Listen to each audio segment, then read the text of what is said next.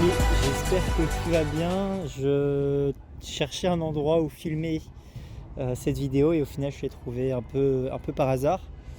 Aujourd'hui, je voulais te parler de quelque chose, c'est les trois, pour moi, souffrances inhérentes aux démarches et aux projets que tu entreprends. Et je vais te les compter là aujourd'hui. Tu vas me dire ce que tu en penses et c'est un peu les trois étapes à chaque fois, les trois périodes que je remarque dès que je me mets à entreprendre dans quelque chose. La première période, souvent, quand tu commences à entreprendre, c'est la période d'adaptation, c'est la période la plus dure. C'est celle où tu te jettes, c'est celle où tu n'as aucune maîtrise de ce que tu fais. C'est probablement celle qui est la plus dure aussi, la plus compliquée et celle qui fait vraiment mal. Et pour le coup, je peux te donner un exemple très simple. Aller en Chine ici, le faire seul, c'est une démarche qui est quand même un peu compliquée et là je suis en train de faire l'étape la plus dure ces derniers temps. C'est-à-dire que je suis parti d'une connaissance de la Chine approximative, j'y connaissais pas grand-chose et maintenant au fur et à mesure que je fais des efforts pour aller parler avec les gens, je remarque que j'apprends à connaître la culture, j'apprends à connaître leur manière de fonctionner et c'est très compliqué mais c'est une étape qui est primordial, d'aller dans cette difficulté au tout début. C'est pareil quand tu fais un effort physique. Quand tu fais un effort physique, souvent, tu as le premier mouvement qui est très dur à avoir. Tu fais le mouvement en tremblant, tu l'as même pas, tu es obligé de faire une variante du mouvement. Et c'est la période la plus compliquée parce qu'en fait, tu mets à rude épreuve ton corps et il n'est pas habitué à faire ce type d'effort. Maintenant, la deuxième étape, une fois que tu as passé vraiment ce saut qui est pour moi le plus compliqué dans l'histoire, c'est la routine. En fait, automatiquement, la première phase qui est la plus dure, elle va t'aider à t'adapter. Et une fois que tu t'adaptes, tu rentres dans la routine. La routine, comme je l'ai déjà dit précédemment sur la chaîne, c'est là où tu vas avoir le plus de résultats en fait. Parce que c'est là où tu vas répéter les actions, la manière de fonctionner commence à s'ancrer en toi. Tu commences à être plus à l'aise avec ce que tu fais. Et du coup tu as l'impression que tout va plus vite alors que c'est pas forcément le cas, c'est juste que ton corps s'est adapté et du coup tu as la possibilité maintenant de tenir un certain rythme, ce qui n'était pas forcément le cas avant. Et cette période de routine, comme je te l'ai dit, elle est existante et elle est plus simple parce que tu as souffert au préalable. À chaque fois, c'est quand tu vas dans un extrême de la souffrance, tu finis par automatiquement aller dans un extrême de la simplicité, de la facilité, entre grosses guillemets. Donc il y a cette phase de routine. Par exemple, la routine, je dis une bêtise, je vais probablement ici travailler à Wuhan.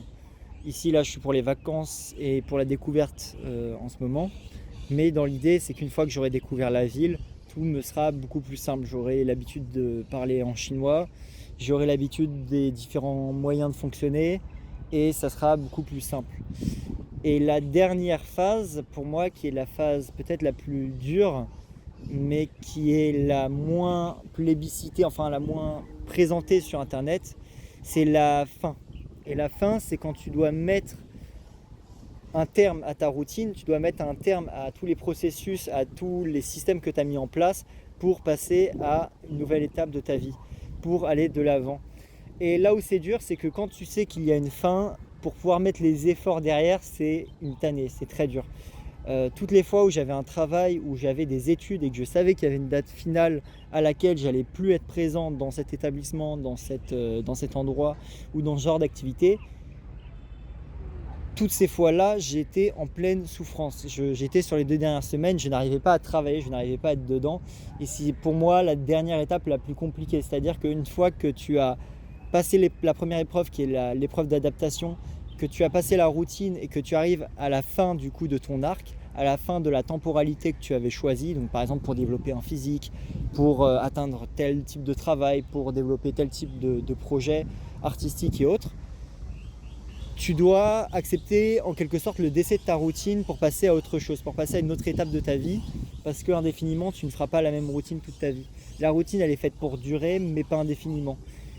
Et cette étape de la fin, elle est dure parce qu'il faut accepter de, entre guillemets, étouffer, de mettre fin à quelque chose qui est du coup devenu facile, qui est une routine, pour désormais aller vers de nouveaux horizons, aller vers de nouvelles activités. Et ça, je vais pas te mentir, j'ai pas encore forcément la solution pour essayer de lutter contre l'envie d'abandonner sur les dernières semaines où tu sais que c'est la fin. Une chose que je peux dire du moins, c'est que cette fin elle est quand même assez positive parce que souvent ça veut dire que ton arc tu l'as complété, ça veut dire que tu es allé au bout des choses et du coup cette période un peu de fin qui est compliquée pour toi, si c'est la fin d'un diplôme, si c'est la fin d'un travail, si c'est la fin d'un projet, c'est peut-être la plus récompensante.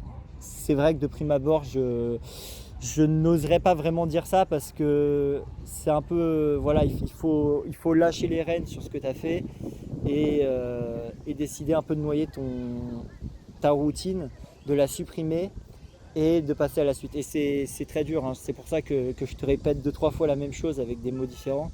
C'est que pour moi, c'est très loin d'être évident. Voilà, en tout cas, je te remercie. J'ai pris mon téléphone parce qu'il y a pas mal de sons, je suis en plein centre-ville et j'espère que le son il sera audible. Je te remercie de m'avoir écouté.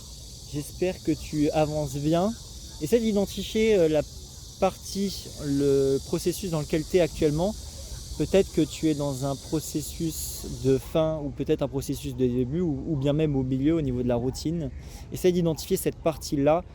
Et en fait, je ne te dis pas forcément de mettre des actions précises à partir du moment où tu as identifié la période dans laquelle tu es, mais voilà, prends-en conscience et essaye en conséquent du coup de changer ton état d'esprit, de dire très bien, ça fait partie du processus et maintenant quelle est la prochaine étape? Est-ce que la prochaine étape c'est de mettre fin à ta routine ou est-ce que la prochaine étape c'est de commencer quelque chose qui te paraît compliqué? Allez, à plus gars.